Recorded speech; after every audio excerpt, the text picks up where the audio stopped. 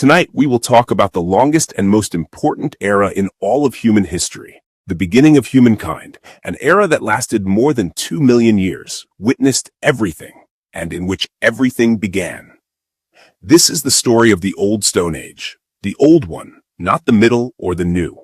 Yes, there is also a Middle Stone Age and a New Stone Age. First, I will show you how the first human made a simple stone tool that changed everything in his life.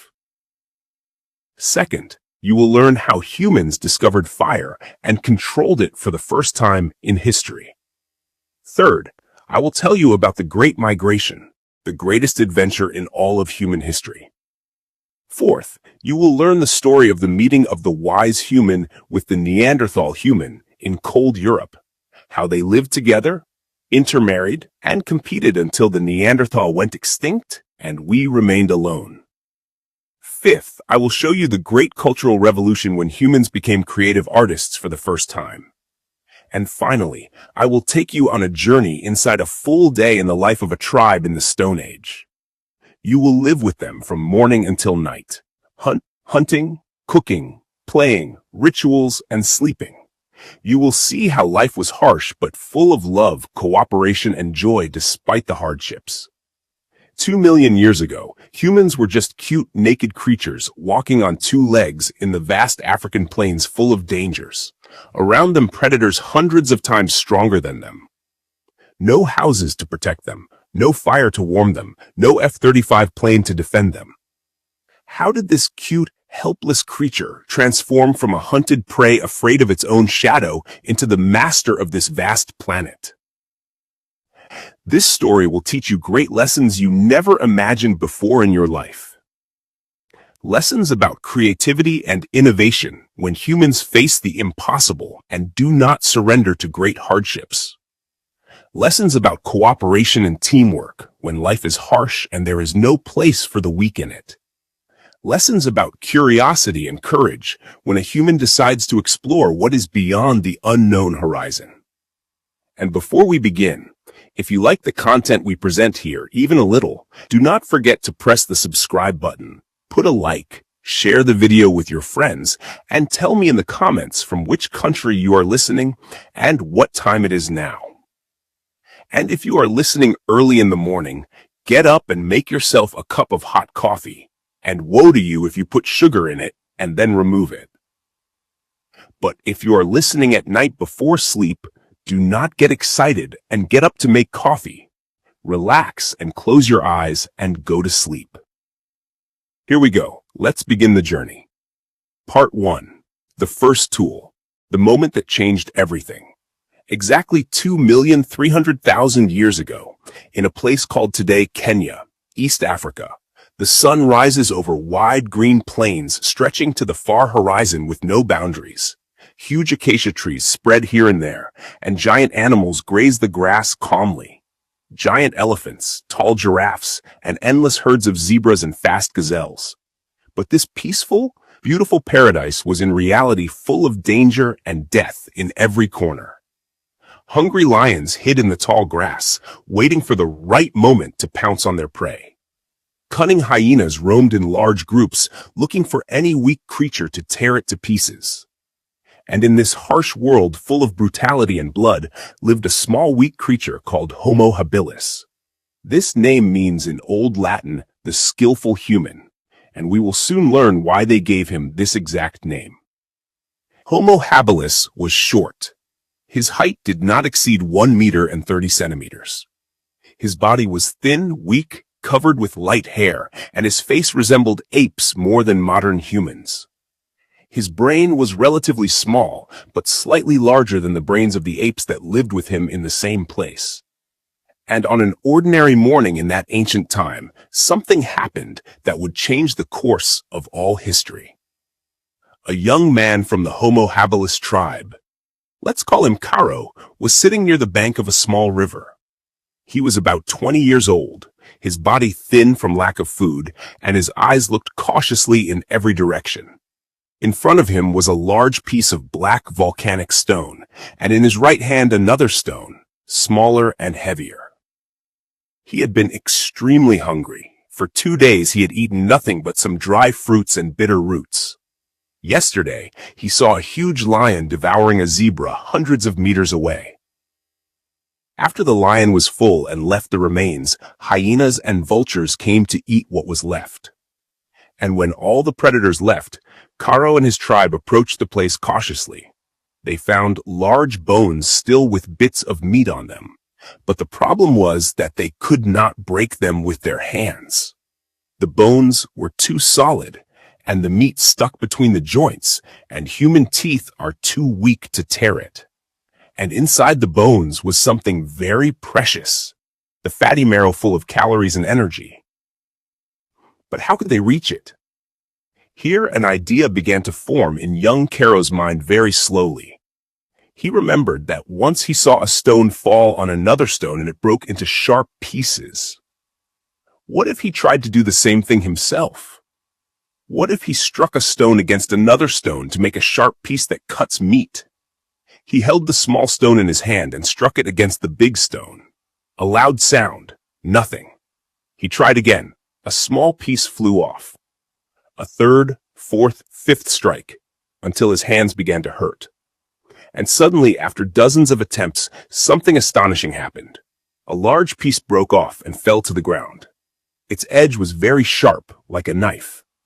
Karo picked it up carefully, shocked and joyful. A tool. For the first time in history, a living being had intentionally, deliberately made a tool with its hands. He ran to the zebra remains. The tribe watched with surprise. He cut the meat easily. He broke bones and reached the precious marrow. The tribe approached and began eating, and slowly they imitated him, striking stone on stone, trying to make similar tools. These are the Oldowan tools, simple but revolutionary. They changed everything. They meant more food, more protein, a bigger brain, more intelligence. Better tools, better food, bigger brain, better tools. A cycle that never stopped.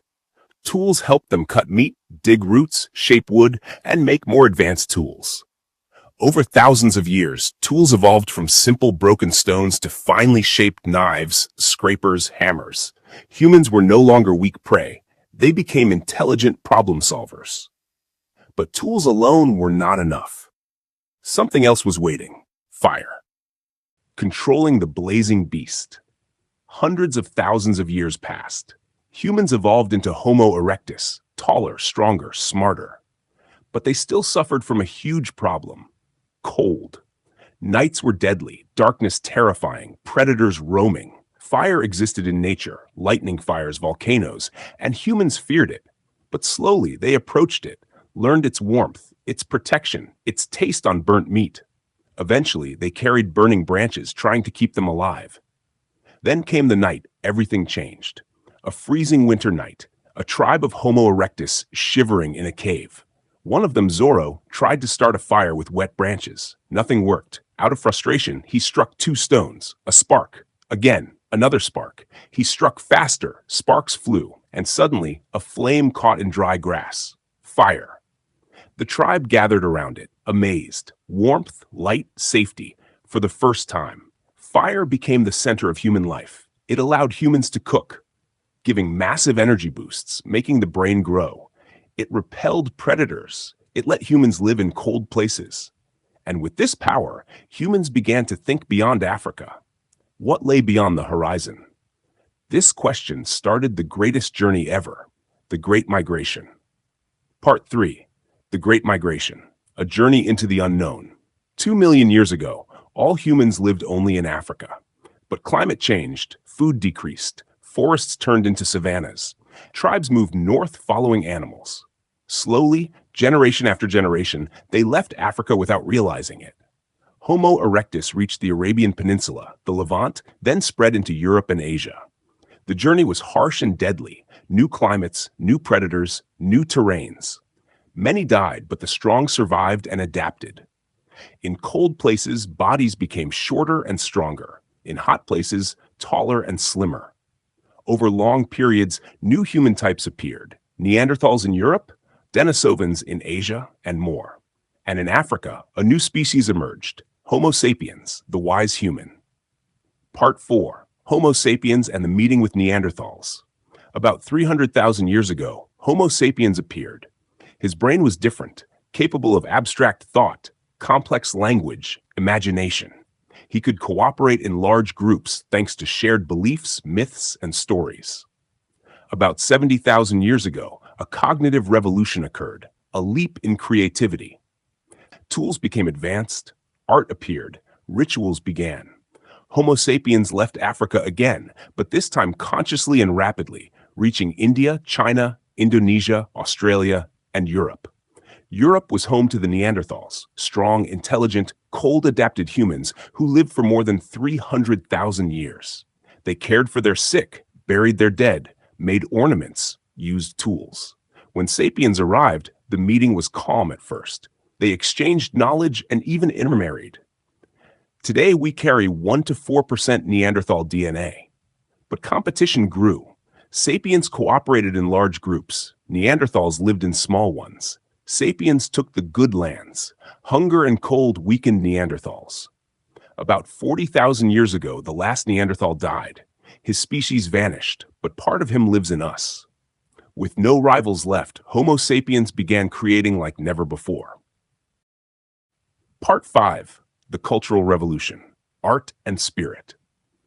Around 40,000 years ago, sapiens unleashed a storm of creativity. Tools became elegant and precise. Clothing became tailored with bone needles. Composite weapons appeared. And the greatest art of all, cave paintings, had ever seen. A revolution in art, creativity, and deep spiritual expression of the human self. Homo sapiens, who had been occupied with hunting and survival, suddenly began thinking about other things: beauty, art, symbols, meaning. Tools became unbelievably precise and complex. Long, thin blades, sharp as razors, usable for many different purposes. Needles made of bone and ivory, very fine for sewing tight leather clothing suitable for cold. Light spears with stone heads fixed with natural glue, the first complex composite tool. Spear throwers, wooden tools that doubled throwing power and made hunting easier and safer. And most importantly, unmatched artistic creativity.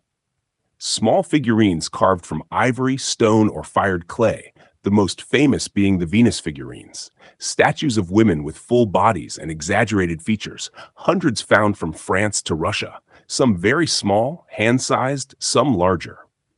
Scientists do not know exactly what these figurines meant to ancient humans. Maybe symbols of fertility and motherhood. Pregnant women were very important for the tribe's survival. Maybe talismans for luck, protection from evil and disease. Or maybe simply beautiful art made by a skilled artist who wanted to express something inside. But the greatest artistic creation of the Old Stone Age was without doubt cave art. Paintings and engravings on cave walls deep inside mountains. The first of these paintings was discovered in the 19th century in Spain, a cave called Altamira, filled with colorful drawings of huge animals, bison, horses, deer, drawn with stunning precision and beauty. The colors, red, black, yellow, made from colored earth and burnt charcoal. At first, scientists did not believe these paintings were ancient. They thought they were modern forgeries. How could primitive humans draw with such beauty and mastery? But with the discovery of more painted caves in France and Spain, doubt disappeared. Ancient humans were great artists. The most famous painted cave is Lascaux in southern France, discovered in 1940 by 4 teenagers playing in the forest. They entered the cave by chance and found themselves in a huge hall, its walls covered with colorful paintings. Giant bulls, horses, strange deer, some of them extinct long ago. The colors still vivid and alive, as if painted yesterday and not 17,000 years ago. The ancient artist used every possible technique to make the drawings lifelike and realistic, using the natural wall contours to give animals a 3-dimensional shape, drawing some animals with 8 legs to create a sense of motion and speed, using shadows and lighting to make the animals look alive, breathing. Some caves even contain mysterious symbols whose meaning no one knows. Dots, zigzags, Hands whose owners blew colored powder around them, leaving the handprint clear on the rock for thousands of years. The strangest of all is that many of these paintings are found deep inside the caves, not near the entrance where humans lived. This means ancient humans entered the caves intentionally, carrying torches, crawling through narrow passages, climbing rocks and dangerous slopes, all to reach a hidden place deep inside the mountain and paint on the walls in complete darkness. Why? What was the purpose? No one knows for sure, but there are theories. Some believe these paintings were part of religious rituals or magical ceremonies. Perhaps hunters believed drawing the animal in advance would give them magical power over it during the hunt. Others believed the cave was like a temple, a sacred place full of spiritual meaning, a place where shamans performed rituals, dances, and ceremonies to communicate with spirits of animals and nature. And some scientists believe it was simply art, pure artistic expression, because ancient humans, like modern humans, felt the urge to create, express themselves, and leave something behind. Whatever the reason, cave art remains one of the greatest achievements of Homo sapiens, proof of his deep imagination and spiritual depth. But life in the Stone Age was not only art, hunting, and migration. It was a full, complex life with its joys and dangers, successes and tragedies. And now we will live one full day with a tribe of ancient humans. Part 6. A day in the life of a Stone Age tribe, from sunrise to sunset. Imagine yourself living 30,000 years ago, part of a small tribe of 25 to 40 individuals, men, women, old people, children. You live in a valley surrounded by forests and rivers. Your home is not a city or a village. It is a camp of animal skin huts, or a cave at the mountain's foot if it's winter. Let's begin. Morning. The sun rises slowly over the horizon, cold fog covering the grass. Birds begin singing, and wolves howl faintly in the distance as they return to their dens after a night of hunting. The first to wake are women and older people. They gather wood, restart the fire from last night's embers, and prepare a simple breakfast: roots, nuts, dried berries, and sometimes cooked meat from the previous hunt. Men wake up next, check their tools: spears, stone blades, ropes, and backpacks made of animal skin. They prepare for the day's hunt. Children run around the camp playing with sticks and stones, imitating adults hunting imaginary animals. Their play is not just fun, it is training for the future. Before leaving, the tribe sits in a small circle. They discuss the hunt plan, which direction to go, which animals they saw yesterday, what dangers they must avoid. Teamwork is everything. Midday, the hunt. The hunting group, 5 to 10 young and strong individuals, walks through the forest cautiously. They move silently, reading the tracks on the ground, hoof marks, broken branches, the smell of fresh dung. Every detail matters. Suddenly, they spot a herd of deer grazing near a small river. The hunters split into 2 groups. One moves quietly behind the herd, while the other hides ahead. At the right moment, the first group makes loud noises, causing the animals to run, right toward the waiting hunters. Spears fly through the air. One hits a deer in the side. The animal runs but slows. The hunters chase it relentlessly until it falls. A moment of triumph. They thank the animal in a short ritual, then skin it carefully using sharp stone knives. They take the meat, fat, bones, and tendons. Nothing is wasted. Everything has a purpose. Afternoon. Life in the camp. Back in the camp, life is full of activity. Women gather edible plants and medicinal herbs. They know the forest better than anyone. Older people repair tools, sew clothes, and make ropes and nets. Young girls learn from their mothers how to sew clothing from animal skins and how to recognize dangerous and edible plants. Children play or listen to stories from elders. Stories of old hunts, dangerous beasts, heroic ancestors, spirits of the forest. These stories build culture, identity, and shared memory for the tribe. Evening. The return. The hunters return carrying the deer. The whole tribe gathers with excitement. They cut the meat and cook some of it immediately over the fire. The smell fills the air. Everyone eats together. No one eats alone in the Stone Age.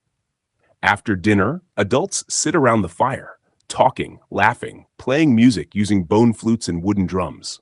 A shaman may perform a ritual, singing, dancing, throwing colored powder into the fire, making sparks fly. Everyone watches in silence and awe. Children fall asleep one by one, their heads on their mother's laps. Night, danger and dreaming. After midnight, the world becomes quiet and dark except for the fire's glow. Outside the camp, predators roam, wolves, hyenas, and sometimes a lion or a cave bear. Fire keeps them at a distance, but the tribe remains alert. Someone stays awake on guard duty, listening to every sound, watching the shadows. Slowly, the fire crackles, sparks rise into the night sky, and inside the circle of light, humans sleep, dreaming of tomorrow, of the hunt, of lost loved ones, of spirits and gods, the same dreams we dream today. And so ended a single day in the life of a Stone Age tribe. Harsh, dangerous, yet full of love, connection, teamwork, and meaning. A life that shaped everything we are today. Everything you see around you, cities, science, art, technology, began with that first stone tool made by Caro, with that first spark Zorro struck in the darkness, with that first human who decided to cross the horizon and explore the unknown world. This was the story of the Old Stone Age, the longest, most important era in all of human history, and the journey continues. Part 7. The End of the Ice and the Dawn of a New World. As tens of thousands of years passed, the world began to change. Slowly at first, then with astonishing speed. The Ice Age weakened. Glaciers that once covered half the planet started melting. Rivers swelled, forests expanded, and animals migrated to new lands. The climate became warmer, wetter, and more stable. A transformation that would reshape human life forever. As the ice retreated, humans followed the new opportunities it created. Fresh rivers full of fish, valleys blooming with plants, and vast plains where herds of animals gathered in the thousands. But with warmth came challenges. Mega animals like mammoths, giant sloths, and saber-toothed cats began disappearing, one after another. Whether from climate change, human hunting, or both, the world of huge beasts was fading. Humans needed new strategies, new tools, new ways of surviving. And humans are experts at adapting. Across the world, people developed finer tools, small, sharp blades known as microliths, used for arrows, fishing hooks, harpoons, and delicate carving. The bow and arrow spread across continents, a revolutionary invention that allowed humans to hunt with speed, silence, and deadly precision. Rivers became highways for travel. Canoes and rafts appeared, carrying families through wetlands and forests rich with life. At the same time, social structures grew more complex. Larger gatherings, seasonal camps, shared rituals between distant tribes. This was the Middle Stone Age, a world between worlds, where humans stood on the edge of something enormous without yet knowing what was coming. And then it happened. The greatest turning point in human history since the discovery of fire. Part 8, The First Seeds, and the Birth of Civilization. In several places around the world, the Middle East, China, Africa, the Americas, different tribes made a discovery that would change the destiny of the entire human species. They learned that if you bury a seed in the ground, it grows. It seems obvious today, but for millions of years, no one knew that plants could be controlled, nurtured, multiplied. This discovery was not sudden. It came from countless generations observing nature, watching how grains fall from wild grasses, how new plants appear after rain. Slowly, humans experimented, watering, clearing the soil, protecting plants from animals, until small patches of wild grain became tiny fields. And tiny fields became farms. Farming changed everything. For the first time, food came from the land instead of from the unpredictable wilderness. People no longer needed to move constantly. Families began staying in one place, building the first permanent villages. Homes of mud, wood, and stone, storage pits for grain, fenced areas for goats and sheep. The rhythm of life shifted from the chase to the cycle of the seasons. With stability came population growth. More people meant more skills, more ideas, more cooperation, and sometimes more conflict. Communities needed rules, leaders, and organized effort. From these early settlements, the first sparks of civilization began to glow. Trade, craft, architecture, and belief systems took new forms, and humanity stood at the threshold of a new age, the world of cities, writing, monuments, and empires. But that is another chapter in humanity's long, astonishing story. Part 9: The First Villages and the Rise of Human Communities. As farming spread, the world began to fill with something humanity had never seen before: permanent settlements. At first, they were small, just a few families living together for safety and cooperation. But over the centuries, these clusters of huts grew larger, more organized, more interconnected. In places like Jericho in the Levant and Çatalhöyük in Anatolia, archaeologists discovered early villages that were astonishingly advanced for their time. People lived in tightly packed homes made of mud brick, sometimes so close that they walked on rooftops instead of streets. Inside these houses, life was intimate, communal, and filled with routines we still recognize today: preparing food, raising children, repairing tools, and gathering at dawn and dusk to share news of the day. But something else was happening, something subtle yet revolutionary. Humans began to specialize. Some became skilled potters, shaping clay into jars and bowls that could store grain through winter. Others learned to weave cloth, turning plant fibers and animal wool into clothing and blankets. Some mastered stone carving, or basket making, or early forms of carpentry. And for the first time in history, a person's daily life no longer depended only on hunting or gathering, but on craft, skill, and social role. This shift was the beginning of complex society. Part 10: New Gods, New Beliefs, and the Dawn of Ritual. As villages grew, so did human imagination. People looked at the fields that fed them, the rains that brought life, and the sun that warmed the earth. And they began to see these forces as more than just nature. They saw them as powers, as spirits, as gods. Shrines appeared inside homes, decorated with figurines of animals or mother goddesses, symbols of fertility, protection, and the eternal cycle of life. Rituals became central events in village life. Dances for good harvests, offerings to the spirits of the ancestors, celebrations marking the solstices and the return of seasons. In Çatalhöyük, walls were painted with leopards, vultures, and scenes of human figures dancing in sacred spaces.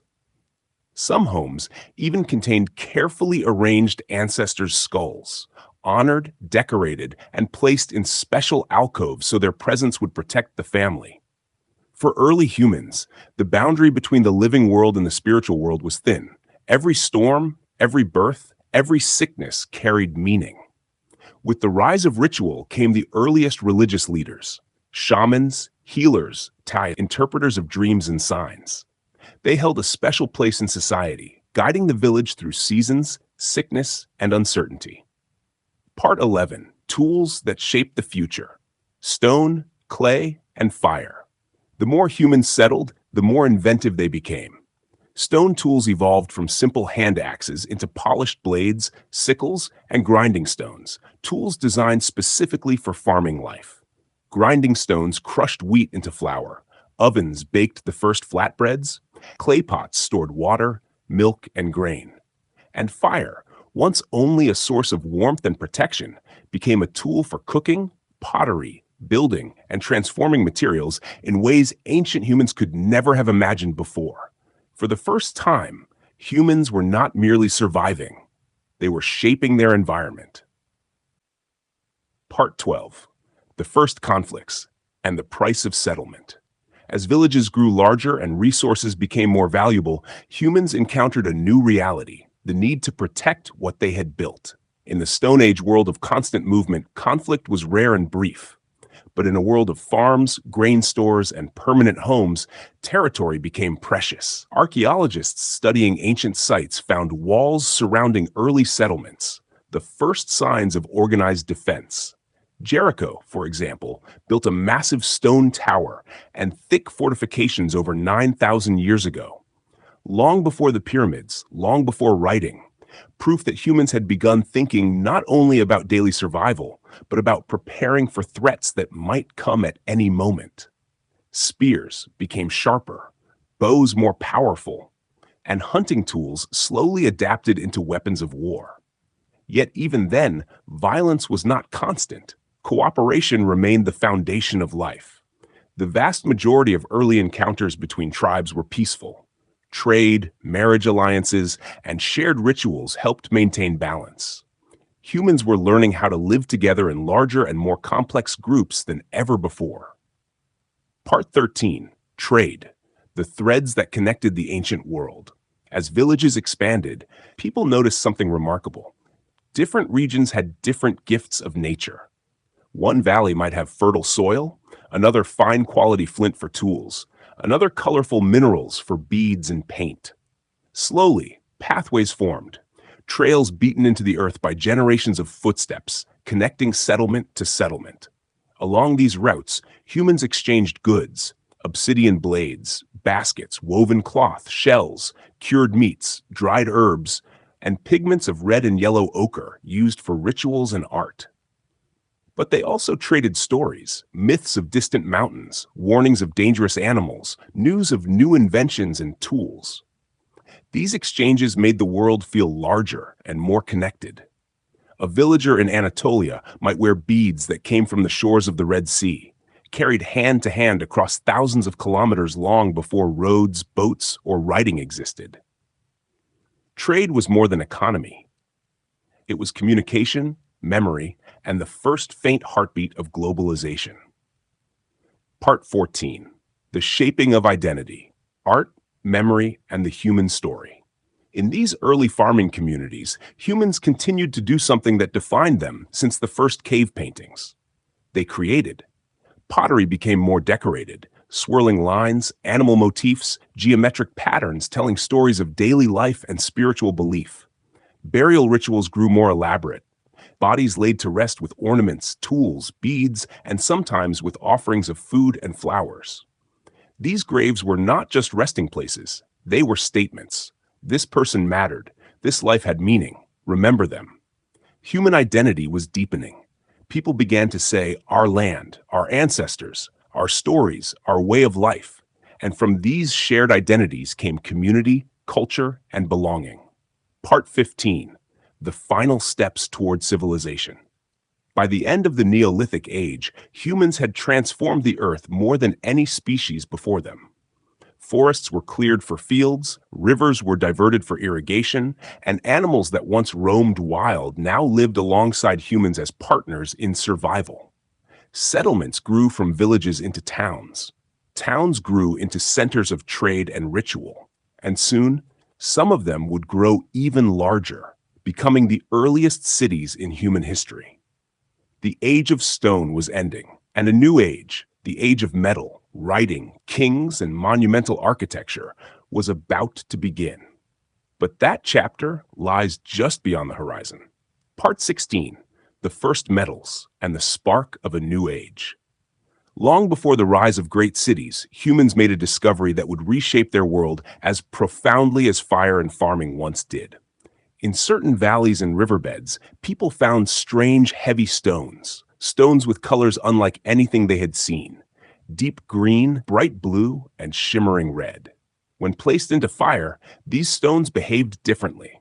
They softened, they melted, and when cooled, they hardened into something stronger than stone, sharper than bone, and far more durable than anything humans had ever crafted. This was copper, the first metal humans learned to shape. At first, copper was rare, used for ornaments, jewelry, and ceremonial objects. But over centuries, humans learned to melt it more efficiently, to hammer it into blades, to mold it into tools. And then came the next breakthrough, a discovery so powerful it marked the end of one era and the beginning of another. When copper was mixed with a certain dark stone, tin, something new emerged. Bronze, harder, stronger, and far more reliable than anything before. With bronze, humans could clear forests faster, plow deeper, build sturdier structures, and craft weapons that transformed warfare forever. The Bronze Age had begun, and with it, a wave of change that spread across continents like wildfire. Villages become towns, and towns become the first cities. With stronger tools and thriving fields, populations grew. Families multiplied, houses expanded, and small settlements merged. Soon the world saw something it had never seen before. Thousands of people living in one place, sharing food, labor, beliefs, and identity. These were the first cities. Places like Uruk in Mesopotamia, Mehrgar in South Asia, and ancient sites along the Nile and the Yellow River became bustling centers of human activity. In cities, life was different. Louder, busier, more organized. Specialized workers filled the streets: potters, metalworkers, farmers, builders, traders carrying baskets of grain or jars of oil.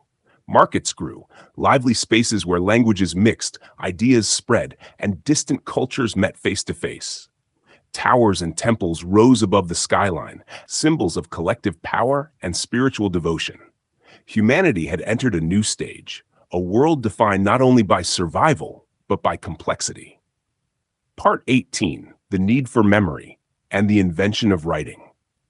As cities expanded, another problem appeared, one that no stone tool, no field, and no metal blade could solve. How do you remember everything? How do you track harvests, record trades, mark seasons, store stories, and preserve knowledge for generations yet unborn? For tens of thousands of years, humans carried memory in their minds, in songs, in stories, in rituals, and myths. But a city could not rely on stories alone. And so in Mesopotamia, a revolutionary idea emerged: symbols pressed into wet clay, representing goods, quantities, names, transactions. These symbols evolved into pictographs, and pictographs evolved into the world's first writing systems. With writing came history, not just memory, but permanent record.